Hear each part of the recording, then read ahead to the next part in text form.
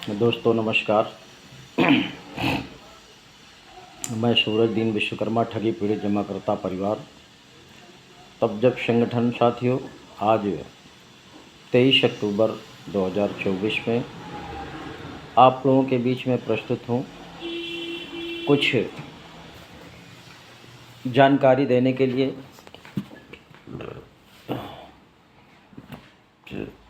Video को ध्यानपूर्वक सुनेंगे। आप सभी साथियों के भुगतान के लिए जो आंदोलन चल रहा है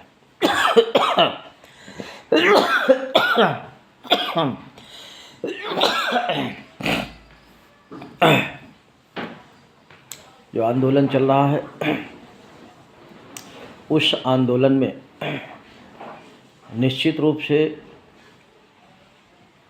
हमारे कार्यकर्ताओं का, जमाकर्ताओं का, सभी का उत्साह बराबर बना हुआ है और दिन प्रतिदिन आक्रोश भी बढ़ता जा रहा है। लेकिन किसी भी साथी को डरने घबराने की आवश्यकता नहीं है। आपको मैं विशेष बातें बताऊंगा, उसको आप लोग ध्यानपूर्वक सुनिएगा। कार्यकर्ता साथी अवश्य सुने और इस वीडियो संदेश को प्रत्येक व्यक्ति तक पहुंचाने का भी प्रयास करें। लाइक भी कर दें और वीडियो सुन करके कमेंट में ज़रूर अपना सुझाव लिखें।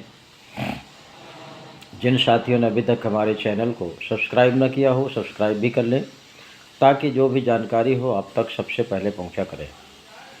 साथियों, अस्वस्थ होने के बावजूद भी हम लोग बराबर लगे हुए हैं, हमारे साथी बराबर लगे हुए हैं और यह आंदोलन संगठन का जिस तरह से आदेश निर्देश है, संगठन के मुखिया आदरणीय मदन लाल आज़ाद जी का, निश्चित रूप से ये बीच में रुकना नहीं चाहिए, जो मेरा उद्देश्य है और यही उद्देश्य सबका होना भी चाहिए जब तक सरकार आपका भुगतान न कर दे। सरकार पीड़ितों की आवाज़ को दबाना चाहती है, पीड़ितों को तरह तरह से प्रताड़ित भी करती है और पुलिस को आगे करके पीड़ितों की आवाज़ को दबाने का भी काम चारों तरफ चल रहा है। फतेहपुर जनपद को मैं देख रहा हूँ, कई चक्र हो गया पुलिस प्रशासन से झड़प हुई, अधिकारियों से भी झड़प हुई, आए दिन होती रहती है, बराबर धमकियां भी मिल रही हैं। फतेहपुर सदर के कोतवाल से भी झड़प हुई, कोतवाल ने बराबर मुझे धमकी दिया और पीछे पड़ा था। 2 दिन तो बराबर मुझे खोजता रहा,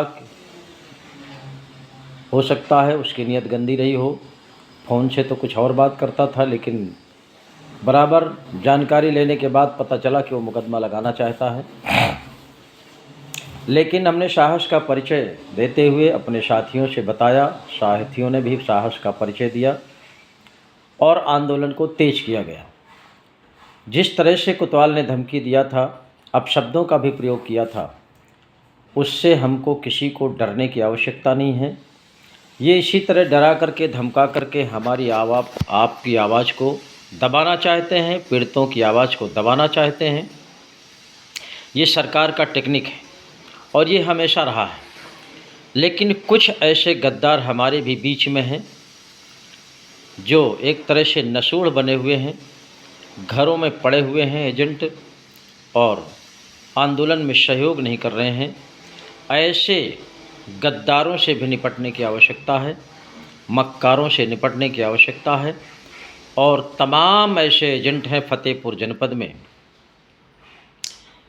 जो नई नई कंपनियों में एजेंटगिरी करने का काम शुरू कर दिया है। उसके लिए भी लिखित रूप से सरकार को दिया गया है, अधिकारियों को दिया गया है, उच्च अधिकारियों को दिया गया है, शासन प्रशासन को ऊपर भी भेजा गया है।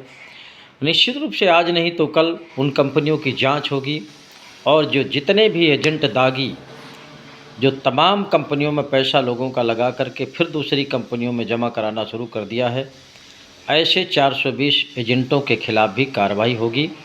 उसके लिए भी पूरी तरह से संगठन ने कमर कस ली है और ये उद्देश्य निश्चित रूप से पूरा होगा।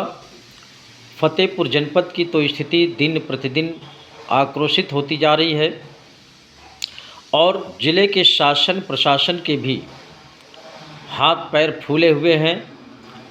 24 से 36 घंटे लगातार हो गया, पुलिस प्रशासन की नज़र हमारे संगठन पर बनी हुई है, संगठन के प्रमुख लोगों पर बनी हुई है और बराबर वो नज़र रखे हुए हैं कि आज ये क्या कार्यक्रम करने जा रहे हैं, कौन सा कार्यक्रम करेंगे।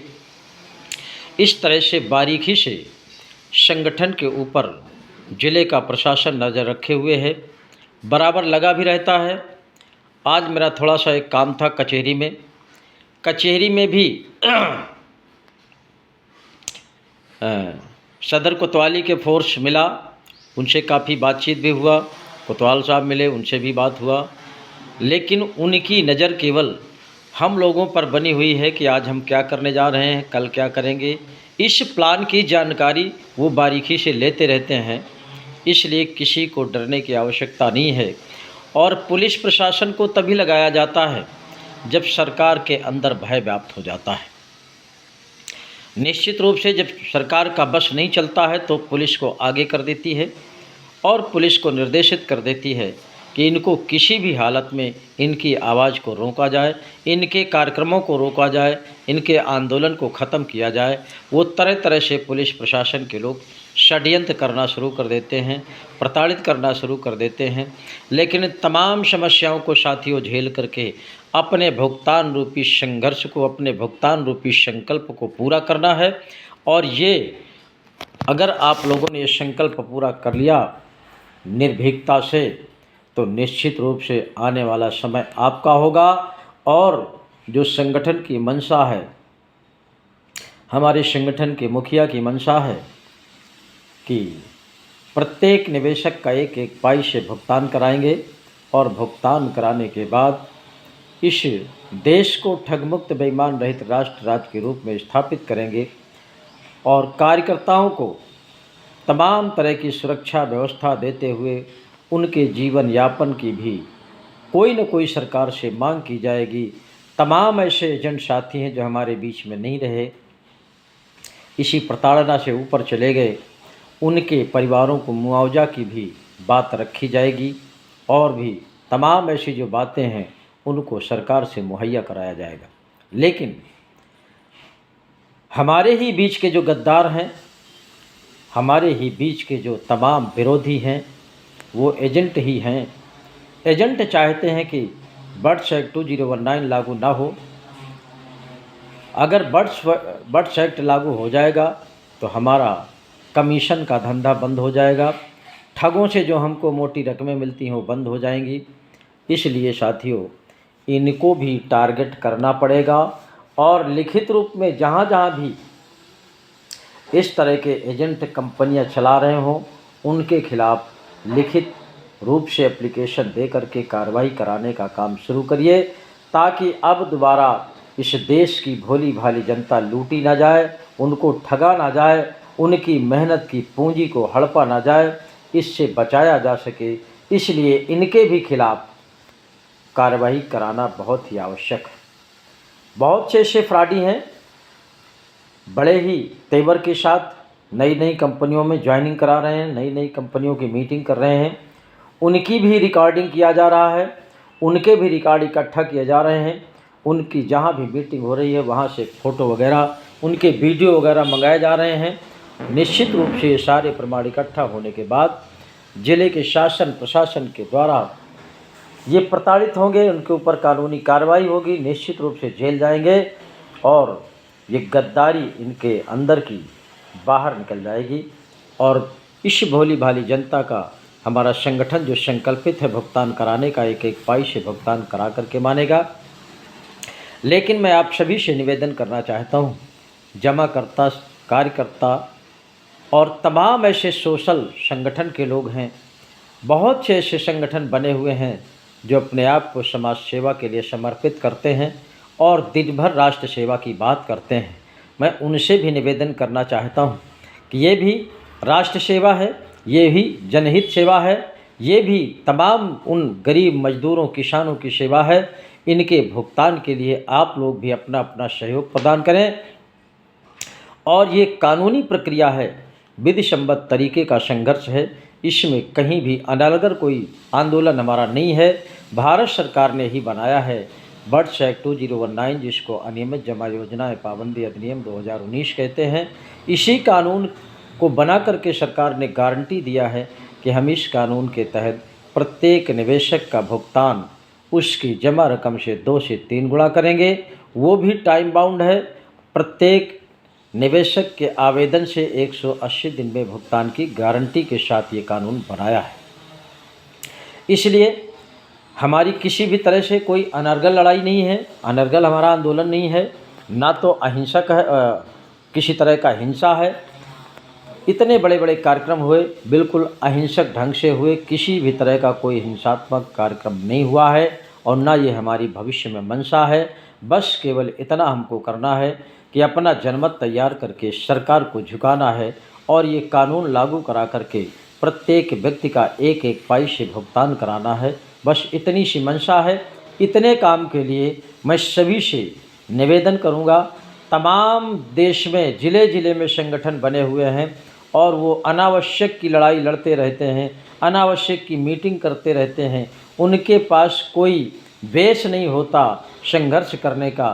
तो आप सबके पास ये एक बहुत बड़ा बेस तैयार है। ये बहुत बड़ा बेस है देश का, क्योंकि देश में लगभग 40 से 45 करोड़ लोग ऐसे हैं जिनका इन चिटफंड कंपनियों में पैसा फंसा हुआ है। इसलिए ये बहुत बड़ा संघर्ष है, बहुत बड़ा मुद्दा है। इसको मुद्दा बना करके अगर सभी संगठन संघर्ष कर दें, सरकार से आवाज़ लगा दें, तो निश्चित रूप से इस देश के तमाम मजदूर किसानों का कल्याण हो जाएगा। उनकी गाढ़ी कमाई उनको वापस मिल जाएगी। उनके तमाम ऐसी बेटियां घरों में बैठी हैं, तमाम ऐसी बहनें बैठी हैं जिनकी शादी नहीं हो पा रही पैसे की वजह से। तमाम ऐसे बच्चे हैं जो शिक्षा से वंचित हुए जा रहे हैं। तमाम घरों में बुजुर्ग बेचारे बिना पैसे के अभाव के उनका इलाज नहीं हो रहा, उनकी अनावश्यक मृत्यु होती जा रही है।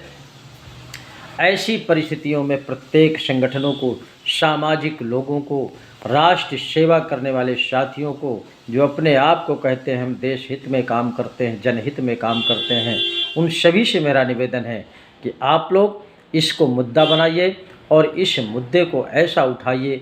ज़िले ज़िले में आंदोलन हमारा चल रहा है, उस आंदोलन में अपने संगठन का बैनर लगा करके आप लोग इस मुद्दे में ज़रूर शामिल होंगे तो आपका भी इस गरीब जनता की तरफ से निश्चित रूप से कल्याणकारी भाव उत्पन्न होगा, जिससे आपके संगठन का उद्देश्य भी पूरा होगा, आपका उद्देश्य पूरा होगा और तमाम देश के किसानों मजदूरों का उद्देश्य पूरा हो जाएगा। और उद्देश्य पूरा करने के लिए ही लोग संगठन बनाते हैं, संघर्ष करते हैं, आंदोलन करते हैं। इसलिए आप सभी से मेरा निवेदन है कि आइए, प्रत्येक ज़िले में आंदोलन चल रहा है, जो जिस ज़िले में हो अपने अपने ज़िले में इस आंदोलन में शामिल होकर के भुगतान रूपी आंदोलन को सफल बनाइए, सबका भुगतान कराइए। इसीलिए मैं फतेहपुर जनपद के उन तमाम ऐसे सामाजिक सेवकों से निवेदन करना चाहता हूँ।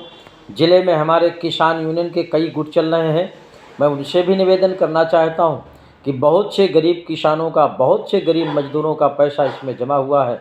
जो आपकी मीटिंग में आते हैं उनसे भी हाथ उठवा करके देख लेना कि किसी का किसी कंपनी में पैसा तो नहीं जमा है। जितनी मीटिंग में संख्या आपकी होगी उनमें से आधे से ज़्यादा निकलेंगे कि जिनका तमाम इन कंपनियों में पैसा जमा होगा। इसलिए ये जनहित का काम है, देश हित का काम है, तमाम मजदूरों किसानों के हित का काम है। इसलिए इसकी आप लोग आवाज़ बनिए और आवाज़ बनने के लिए, मुद्दा बनने के लिए बिल्कुल आपके पास सरल तरीका है। इन सभी निवेशकों का भुगतान करने के लिए भारत सरकार ने ही 2019 में अनियमित जमा योजनाएं पाबंदी अधिनियम 2019 ये कानून बनाया है और इसी कानून के तहत एक एक पैसे भुगतान की गारंटी दिया है। बस इसी कानून को मुद्दा बना करके आप लोग इनका भुगतान करा दीजिए, इनका भी कल्याण हो जाएगा, आपका भी कल्याण हो जाएगा और देश हमारा ठग मुक्त बेईमान रहित राष्ट्र राज्य के रूप में स्थापित भी हो जाएगा। और जिस दिन ये काम हो जाएगा निश्चित रूप से आपके देश में राम राज्य हो जाएगा और इस देश की भोली भाली जनता दोबारा कभी ठगी का शिकार नहीं होगी। इन्हीं बातों के साथ अपनी वाणी को विराम देता हूँ। जय हिंद, जय भारत।